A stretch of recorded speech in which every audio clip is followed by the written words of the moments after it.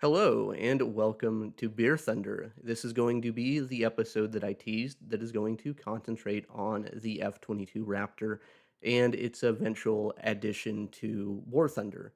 And the reason I'm covering this isn't necessarily just because of the leaks, but rather because I think that going about it this way and kind of talking through it will give viewers a better perspective on what the developers are likely to do and how they're likely to make these performance approximations. And what I'm going to start with here is this is going to be a lot of Microsoft Excel and a lot of math and a lot of calculation. And the calculation that I am performing is essentially the maximum sustained turn rate or the expected maximum sustained turn rate of the plane in various conditions based on publicly available data. We're going to be working through this equation up here. This equation comes from a video by John Golan, who wrote a book called Lavie, an Engineer's Perspective. And he has a couple of YouTube videos that covers aircraft performance and how to calculate these performance metrics. And this is essentially the equation that I am performing on the data that we have available for the F-22. In places where data doesn't exist, I am using kind of uh, scientific wild ass guesses based on the way that War Thunder has modeled things in the past. For instance, like the F-15A thrust to weight ratio down here is just used as kind of like a perspective of uninstalled thrust versus installed thrust, and then get some kind of correction factor to make a prediction on what Gaijin probably thinks that the engines in the F-22 is going to be able to do. The other important stuff that we have here is we have Appendix A, database of aircraft, whatever. This is from I think, University of Hamburg study. This is the study that people usually cite when you see the comments about the Oswald's efficiency of the Su-27 being off. It comes from this study all the way down here at the bottom, where they have calculated the Oswald's efficiency of a bunch of different airplanes, but notably they have an Oswald's efficiency of 0.710 for the Su-27, but they also calculated the F-22. So the Oswald's efficiency for the F-22 is 0.820. Also in this document, on this column, this A, stylized A, Greek A, whatever you want to call it, this alpha column, is the aspect ratio.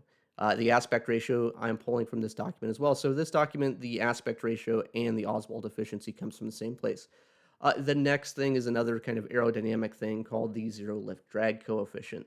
And I am pulling the zero lift drag coefficient from a, want to say it's a Virginia Tech presentation slash study where they calculated the zero lift drag coefficient through a computer program. They came up with a zero lift drag coefficient of basically this number, this 0.00805 number. And then apparently there's a published value somewhere that they were referencing, which was 0.0082. Now keep in mind, usually bigger numbers for drag coefficients are worse. Basically, the bigger the number, the more drag is produced. The lower the number, the less drag is produced. And drag is really important for kind of determining turn rate and determining kind of like the performance characteristics of aircraft, and making kind of like what this amounts to is a really well educated guess. And then kind of like the last performance metric that I'm kind of making an approximation is this 3.6% thrust vectoring increase, because there's a study out there, and I don't have it on hand, but the Europeans were looking at adding thrust vectoring to the Eurofighter, and one of the things that they calculated is that the Eurofighter would experience an increase in its sustained turn rate of around 3.6%, because the control surfaces don't have to deflect, and they can, instead of deflecting a control surface and causing drag, they can just kind of like nudge the engine a little bit. That's kind of like the way I think that's supposed to work. I have that there as reference. Currently, the way that War Thunder works is there's no specific excess power benefit to having thrust vectoring. Like the Su-30 has basically the same lift to drag ratios and basically the same flight model, but heavier than the Su-27. So it's likely that in the future, when you look at the game, they're probably not going to give this benefit. At the same time, this is set up so that it will take these G loadings and they'll convert them to turn rates. Now, going back all the way up to the top, we do have to talk about this equation because this is the equation that I am more or less performing through all of these dynamics here, which means that with the way that it's set up, I can manipulate a bunch of these inputs to change this output and get just kind of like a general idea. Now, with that being said, I do think that there are some weaknesses in this equation. I think that this equation is probably good for approximating turn rate up to, say, like 25 AOA.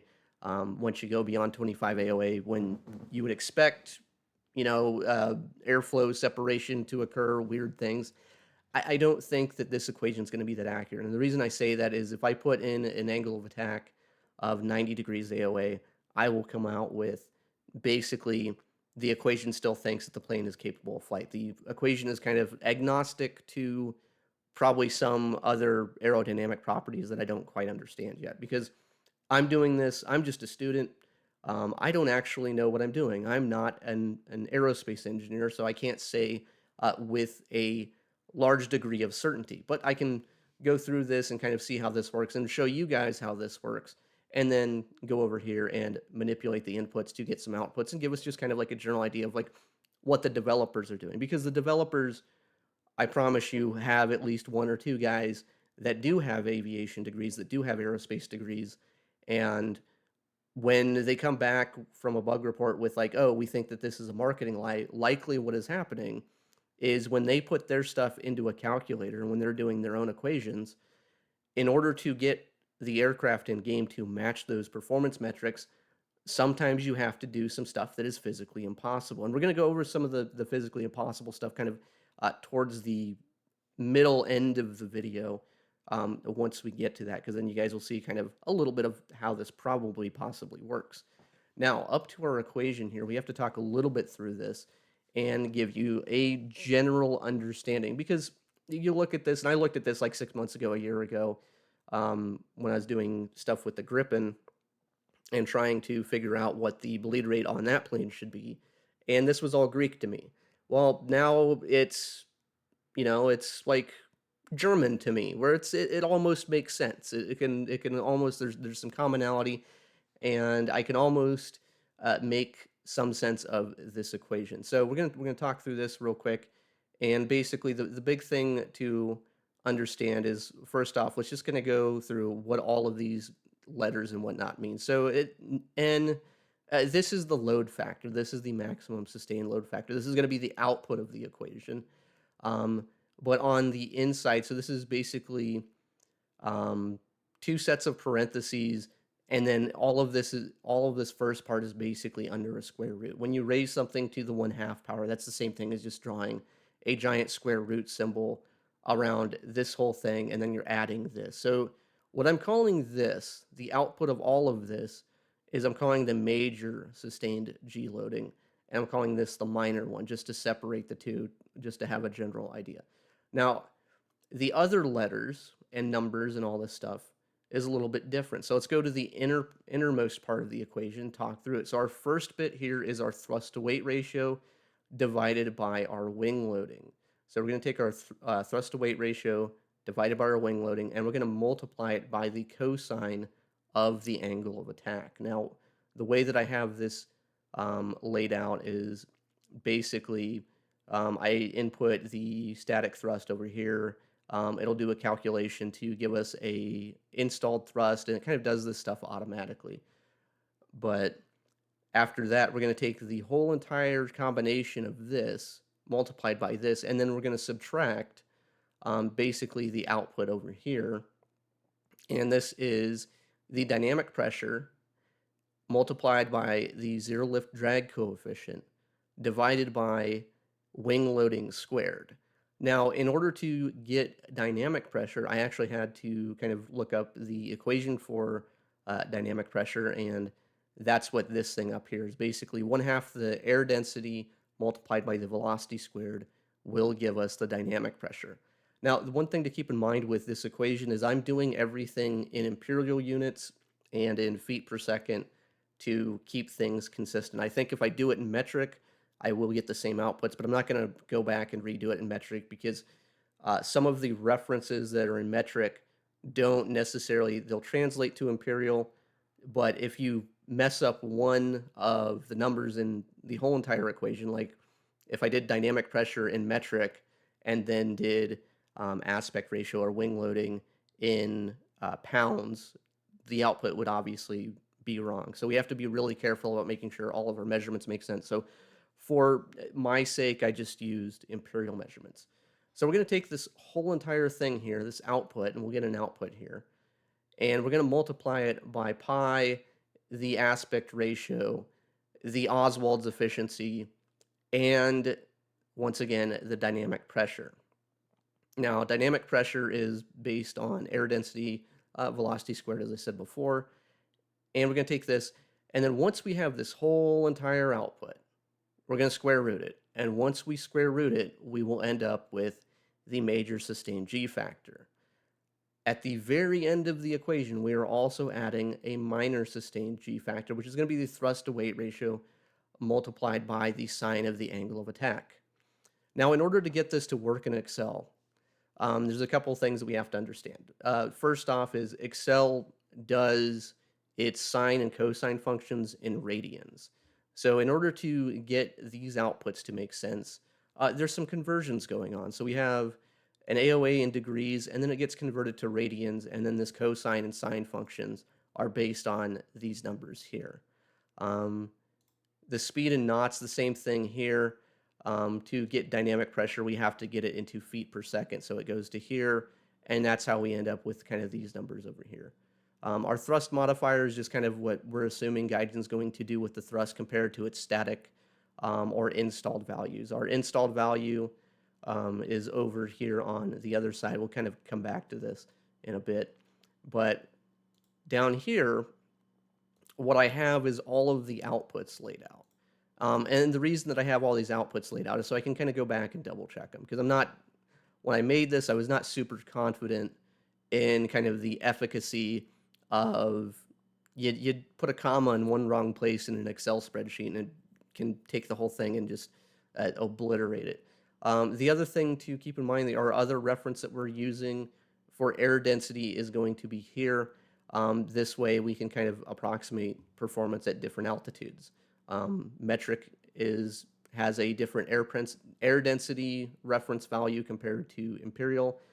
We're using basically slug feet, which is an esoterically silly measurement, but we're just gonna roll with it, and that's where we get these values here. This air density slug foot, this value here for 0.23769 it's this number for sea level here. This 10 to the negative 4 number, just written a little bit differently.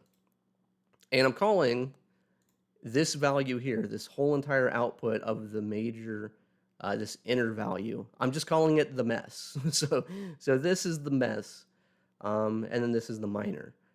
And then we have all of our other stuff here that we can kind of keep track of. So the yellow is our three kind of inner outputs that we kind of have to keep track of too. So our first yellow output is our thrust to weight ratio divided by our wing loading multiplied by the cosine. That gets you this really, really nice little decimal here. That's basically these three parts. And then our dynamic pressure and zero lift drag coefficient divided by wing loading squared gets us this little tiny little decimal place number. So that's all of this. So what we're doing essentially is we're taking this and then subtracting this and then multiplying it by pi, aspect ratio, dynamic pressure, and Oswald's efficiency, and multiplying it by this. So we get like this really, really tiny little decimal, multiply it, we get this big number, and then once we do all of that, we get the mess, and then we square root the mess, and we end up with the major sustained G factor. This one's a little bit easier. This is literally just thrust to weight ratio and the sine of the angle of attack, and that gives us our minor bit. So going through this, we're starting with the F-22, and we're starting with the empty weight. The published empty weight is 43,340 pounds. The fuel weight, the total fuel weight of the F-22 is 18,000 pounds. So in this approximation, I'm starting with a added weight of 10,000 pounds with the idea that it's 50% fuel and 1,000 pounds worth of missiles. And that gets us our gross weight here, which in this case is 53,340, and our zero lift drag coefficient. I am using this 0.0082 number, the little bit of the higher one, and we can change this though.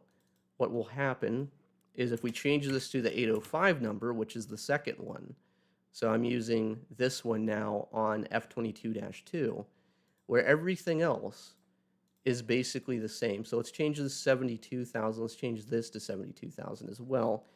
The 72,000 number comes from the published static thrust values of the F-22 engine is 36,000. On Wikipedia, it says it's greater than 36,000, but I'm just using 36,000 as kind of like the baseline just to kind of show how this works.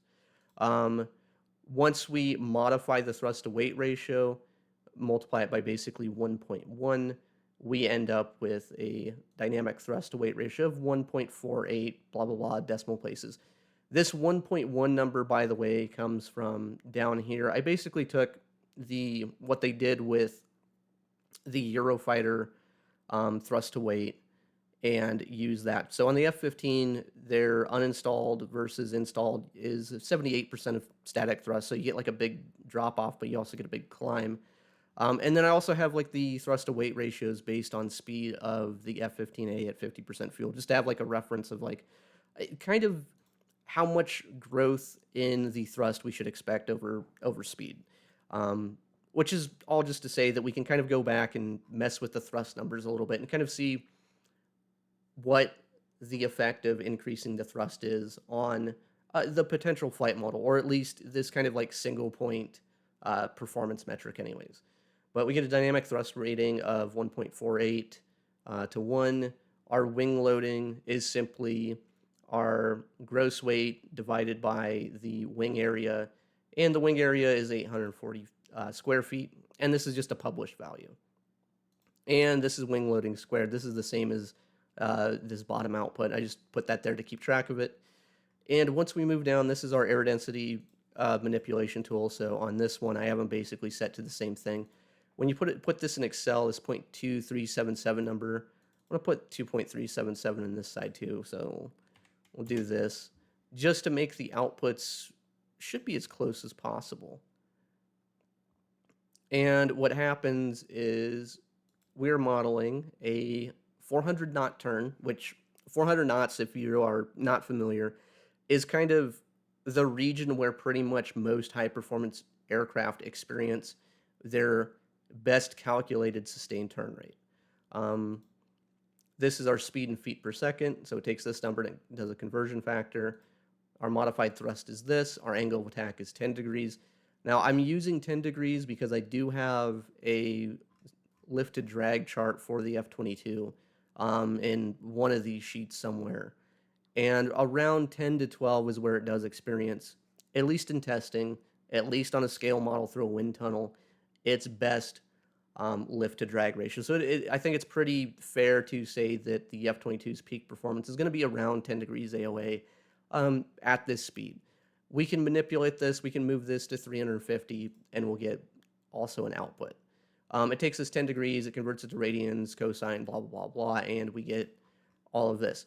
So what happens is if we use a pretty conservative estimate, kind of a middle-of-the-road estimate with thrust to weight, our sustained G is around 8.76. This is 8.76. I have it on both of them just because then we can kind of see the impact that changing this Oswald's efficiency here from 0.0082 to 0.805 had a really negligible benefit. If you apply that 3.6% benefit from thrust vectoring, if you just make the assumption that the F-22 has the same benefit in the reduction in trim drag, we get a sustained turn rate of around 24.46. And this is actually pretty much in line with some of the other estimations of the turn rate that I have seen. There is a video on YouTube where there's an Air Force pilot giving a debriefing about the Su-30 and the mock dogfights they did in India, and he goes on to talk about like the F-22. He says like the F-22 can do something ridiculous, like 28 degrees per second at 15,000 meters sustained, and that's what he says.